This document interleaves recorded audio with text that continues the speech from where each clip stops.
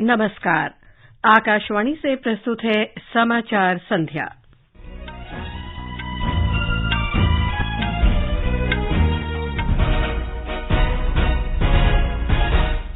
निर्वाचन आयोग ने प्रचार के दौरान राजनीतिक दलों और उनके स्टार प्रचारकों को संयम बरतने और मर्यादित भाषा का इस्तेमाल करने की सलाह दी। कर्नाटक में विधानसभा चुनाव प्रचार तेज। रक्षा मंत्री राजनाथ सिंह ने चुनौतियों से निपटने के लिए क्षेत्र के देशों के बीच सहयोग बढ़ाने का आह्वान किया। मालदीव को तीव्र गति का गश्ती पोत और असॉल्ट पोत सौंपा। सरकार ने राज्यों और केंद्र शासित प्रदेशों को सट्टेबाजी और जुए के प्लेटफॉर्म के आउटडोर विज्ञापनों पर अंकुश लगाने को कहा। गुजरात उच्च न्यायालय ने कांग्रेस नेता राहुल गांधी को मोदी उपनाम टिप्पणी पर मानहानि के मामले में अंतरिम राहत देने से इंकार किया। और आईसीसी क्रिकेट टेस्ट और T20 टीम रैंकिंग में भारत शीर्ष पर। समाचार संध्या के साथ मैं लवली निगम। निर्वाचन आयोग ने सभी राष्ट्रीय और राज्य स्तर के राजनीतिक दलों और उनके प्रचारकों से चुनाव प्रचार अभियान के दौरान संयम बरतने और चुनावी माहौल को खराब न करने का परामर्श जारी किया है। कर्नाटक विधानसभा चुनाव प्रचार के दौरान हाल के चुनावी भाषणों के मद्देनजर ये परामर्श जारी किया गया है।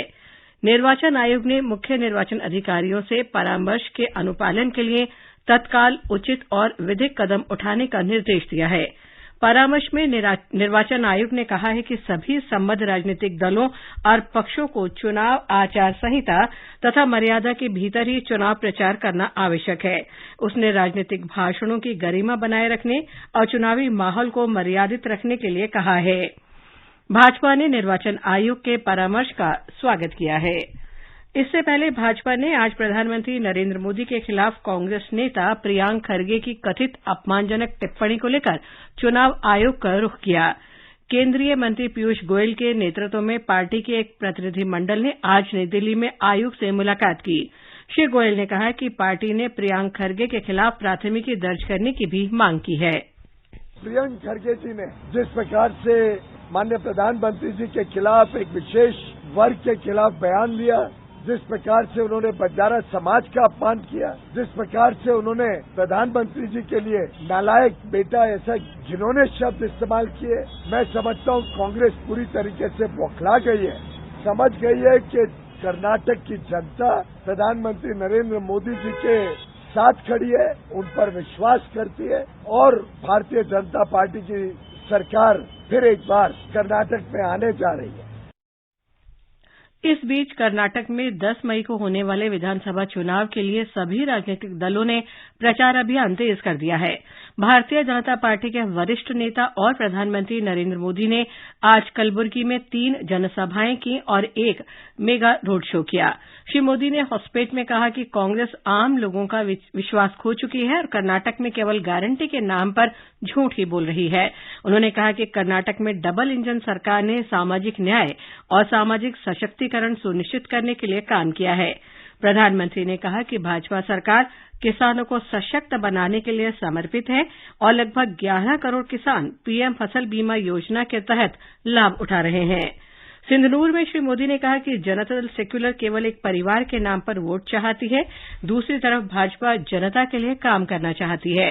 गृह मंत्री अमित शाह ने हनूर में एक जनसभा में कहा कि भाजपा अनुसूचित जाति, अनुसूचित जनजाति, वकलिगा और लिंगायत समुदाय के लिए आरक्षण कम नहीं होने देगी।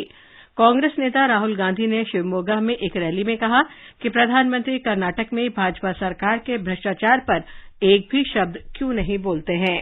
कांग्रेस महासचिव प्रियंका गांधी ने मांड्या में एक जनसभा को संबोधित किया। पूर्व प्रधानमंत्री और जनता दल सेक्युलर के नेता एचडी देवेगौड़ा और उनके पुत्र डीके कुमारस्वामी विभिन्न स्थानों पर जनसभाएं और रोड शो कर रहे हैं। हमारे संवाददाता ने बताया कि चुनाव प्रचार के दौरान आरोप प्रत्यारोप का दौर जारी है।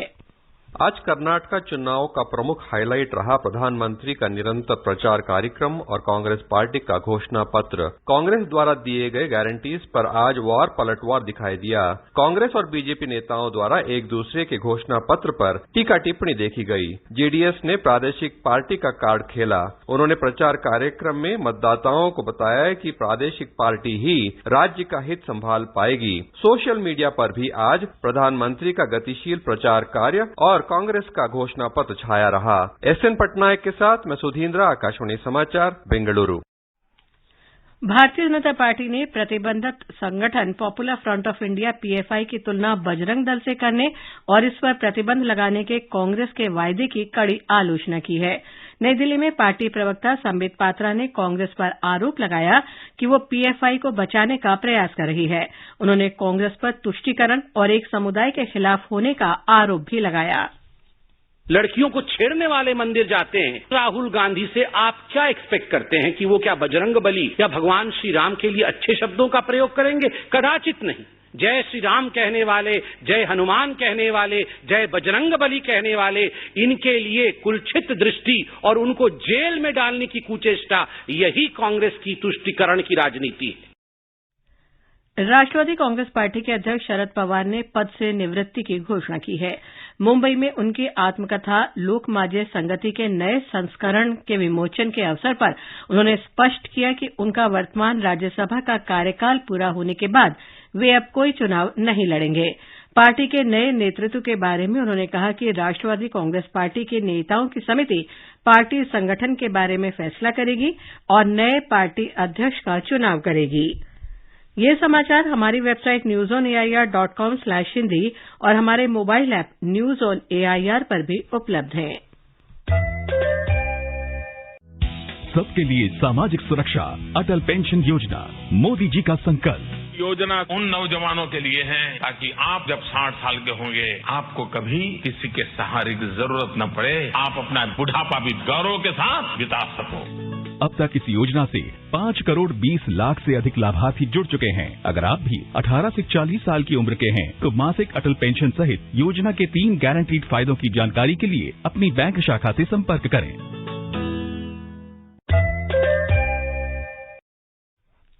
समाचार संध्या में आपका फिर स्वागत है। रक्षा मंत्री राजनाथ सिंह ने तीव्र गति की गश्ती पोत तथा पानी और जमीन पर चलने वाला एक असॉल्ट पोत मालदीव राष्ट्रीय रक्षा सेना को सौंपा।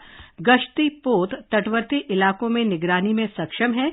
इस अवसर पर मालदीव के राष्ट्रपति इब्राहिम मोहम्मद सोलिह और रक्षा मंत्री मारिया अहमद दीदी भी उपस्थित थीं। रक्षा मंत्री ने कहा कि यह हिंद महासागर में भारत और मालदीव के बीच शांति और सुरक्षा की प्रतिबद्धता को दर्शाता है। उन्होंने कहा कि भारत ने रक्षा उपकरणों के विनिर्माण का पारिस्थितिकी तंत्र विकसित कर लिया है और ये मित्र देशों की रक्षा क्षमता में सहयोग कर रहा है। वायुसेना प्रमुख air chief marshal VR Chaudhary ने NN-32 विमान के कलपुर्जे संचालन के लिए श्रीलंका एयरफोर्स को सौंपे। ये भारत की श्रीलंका के प्रति क्षमता निर्माण की वचनबद्धता को दर्शाता है। एयर मार्शल चौधरी श्रीलंका में कटुनायक वायुसेना केंद्र भी गए और श्रीलंका की वायुसेना अधिकारियों के साथ बातचीत की। श्री चौधरी ने श्रीलंका के राष्ट्रीय रक्षा कॉलेज के विद्यार्थियों से भी मुलाकात की। एक रिपोर्ट। वायुसेना प्रमुख की यात्रा दोनों देशों के बीच मौजूदा संबंधों को मजबूत करने और क्षेत्र में सभी के लिए सुरक्षा और विकास की दृष्टि की दिशा में है। Air chief marshal VR Chaudhary ने श्रीलंकाई वायुसेना के कमांडर को AN-32 पुर्जे भेंट किए, जहां उन्होंने भारत सरकार की ओर से उपहार के रूप में 1 करोड़ श्रीलंकाई रुपए के पुस्तकें भेंट की। वायुसेना प्रमुख श्रीलंका के राष्ट्रपति श्री चौधरी कल त्रिकोमाली जाएंगे, जहां वह श्रीलंका वायुसेना अकादमी में भारत श्रीलंका मैत्री सभागार की आधारशिला रखेंगे। आकाशवाणी समाचार के लिए कोलंबो से मैं अहमद मोइन फारूकी। ये समाचार आकाशवाणी से प्रसारित किए जा रहे हैं। ताजा समाचार जानने के लिए आप हमारे Twitter handle @AIR News Hindi को फॉलो कर सकते हैं। बदलो बदलो आदत बदलो। मशीन में कपड़े डालने से पहले चेक तो कर लेते। बदलो बदलो अब तो आदत बदलो। अब करीबी बैंक में जाकर फटे पुराने नोट्स बदलवाइए। अगर बैंक इनकार करे तो आरबीआई के ओम्बुड्समैन से शिकायत कीजिए। आरबीआई कहता है जानकार बनिए, चौकन्ने रहिए। ये आकाशवाणी है। केंद्र ने सभी राज्यों और केंद्र शासित प्रदेशों से आग्रह किया है कि सट्टेबाजी और जुए जैसे प्लेटफॉर्म के प्रचार पर नियंत्रण के लिए उचित कदम उठाएं।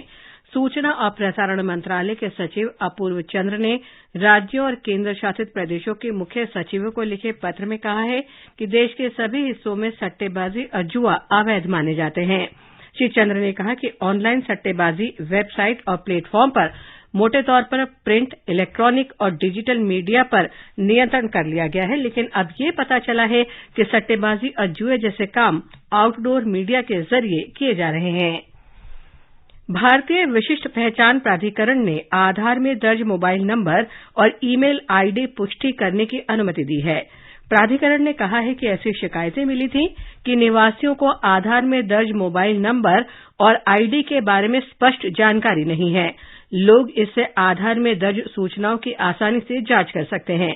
इसके अंतर्गत प्राधिकरण की आधिकारिक वेबसाइट और एम आधार ऐप पर ईमेल और मोबाइल नंबर वेरीफाई किए जा सकते हैं। अगर संबद्ध मोबाइल नंबर आधार में दर्ज नहीं है तो उसे अपडेट किया जा सकता है। गुजरात उच्च न्यायालय ने मोदी उपनाम मानहानि मामले में कांग्रेस नेता राहुल गांधी को अंतरिम राहत देने से इंकार कर दिया है। न्यायमूर्ति हेमंत प्रच्छक ने आज मामले की सुनवाई की और इस मामले पर अंतिम फैसला ग्रीष्मकालीन अवकाश के बाद करने का निर्णय किया। इस मामले में निचली अदालत की 2 साल की सजा को स्थगित करने के लिए श्री गांधी उच्च न्यायालय गए थे। केंद्र सरकार ने उच्चतम न्यायालय में प्रस्तुत दस्तावेज में कहा है कि वो फांसी की सजा के विकल्प पर विचार के लिए एक समिति का गठन करेगी। उच्चतम न्यायालय के मुख्य न्यायाधीश धनंजय यशवंत चंद्रचूड़ की अध्यक्षता वाली पीठ के समक्ष आज अटॉर्नी जनरल आर वेंकटरमणी ने ये दस्तावेज पेश किए। मामले की अगली सुनवाई अब जुलाई में होगी। शिक्षा, कौशल विकास और उद्यमिता मंत्री धर्मेंद्र प्रधान ने कहा है कि आईआईटी को उद्यमशीलता का केंद्र होना चाहिए। छात्रों को नौकरी खोजने वाला नहीं बल्कि नौकरी देने वाला बनना चाहिए। आज आईआईटी बॉम्बे में श्री प्रधान ने कहा कि आईआईटी को केवल शैक्षणिक संस्थान ही नहीं बल्कि जन कल्याण की प्रयोगशाला बनना चाहिए। सूचना और प्रसारण मंत्री अनुराग सिंह ठाकुर ने युवाओं का आह्वान किया है। एक भारत श्रेष्ठ भारत की भावना को मजबूत करने के लिए वे देश भर के ऐतिहासिक और प्राकृतिक स्थानों की यात्रा करें। जालंधर में लवली प्रोफेशनल यूनिवर्सिटी के एक समारोह में उन्होंने कहा कि युवाओं को सीमावर्ती इलाकों में विशेष रूप से जाना चाहिए। श्री ठाकुर ने कहा कि प्रधानमंत्री नरेंद्र मोदी के आह्वान पर युवाओं के हजारों स्टार्टअप काम कर रहे हैं। बंबई शेयर बाजार का संवेदी सूचकांक आज 242 अंक बढ़कर 61,354 पर बंद हुआ। नेशनल स्टॉक एक्सचेंज का निफ्टी भी 82 अंक चढ़कर 18,147 पर पहुंच गया। भारतीय पुरुष क्रिकेट टीम आईसीसी टेस्ट और टी20 रैंकिंग में शीर्ष स्थान पर पहुंच गई है। टेस्ट रैंकिंग में भारत ने ऑस्ट्रेलिया को पीछे छोड़ा। भारत इससे पहले दिसंबर 2021 में शीर्ष पर पहुंचा था। वहीं टी20 रैंकिंग में इंग्लैंड दूसरे स्थान पर और न्यूजीलैंड तीसरे स्थान पर है। सड़क परिवहन विभाग ने फास्टैग प्रणाली के माध्यम से एक ही दिन में 193 करोड़ रुपए से अधिक टोल संग्रह कर नया कीर्तिमान स्थापित किया है। सड़क परिवहन और राजमार्ग मंत्रालय ने कहा है कि पिछले महीने की 29 तारीख को एक ही दिन में 1 करोड़ 16 लाख से अधिक का लेनदेन दर्ज किया गया था। संयुक्त अरब अमीरात के दुबई में अरब यात्रा बाजार में पर्यटन मंत्रालय अतुल्य भारत की विभिन्न झलकियां प्रस्तुत कर रहा है। इस बाजार में विभिन्न देशों ने अपनी प्रदर्शनियां लगाई हैं। संयुक्त अरब अमीरात में भारत के राजदूत संजय सुधीर ने कल भारतीय पवेलियन का उद्घाटन किया था। मंत्रालय ने कहा है कि 4 दिन के इस अरब यात्रा बाजार में राज्य पर्यटन विभाग, केंद्र शासित प्रदेश, पर्यटन संचालक, यात्री एजेंट, होटल और विमान कंपनियां भाग ले रही हैं। अंत में मुख्य समाचार एक बार फिर। निर्वाचन आयोग ने प्रचार के दौरान राजनीतिक दल और उनके स्टार प्रचारकों को संयम बरतने और मर्यादित भाषा का इस्तेमाल करने की सलाह दी। कर्नाटक में विधानसभा चुनाव प्रचार तेज। रक्षा मंत्री राजनाथ सिंह ने चुनौतियों से निपटने के लिए हिंद महासागर क्षेत्र के देशों के बीच सहयोग बढ़ाने का आह्वान किया। मालदीव को तीव्र गति का गश्ती पोत और असॉल्ट पोत सौंपा। सरकार ने राज्यों और केंद्र शासित प्रदेशों को सट्टेबाजी और जुए के प्लेटफॉर्म के आउटडोर विज्ञापनों पर अंकुश लगाने को कहा। गुजरात उच्च न्यायालय ने कांग्रेस नेता राहुल गांधी को मोदी उपनाम टिप्पणी पर मानहानि के मामले में अंतरिम राहत देने से इंकार किया। और आईसीसी क्रिकेट टेस्ट और 2020 टीम रैंकिंग में भारत शीर्ष पर। इसके साथ ही समाचार संध्या का ये अंक समाप्त हुआ। नमस्कार।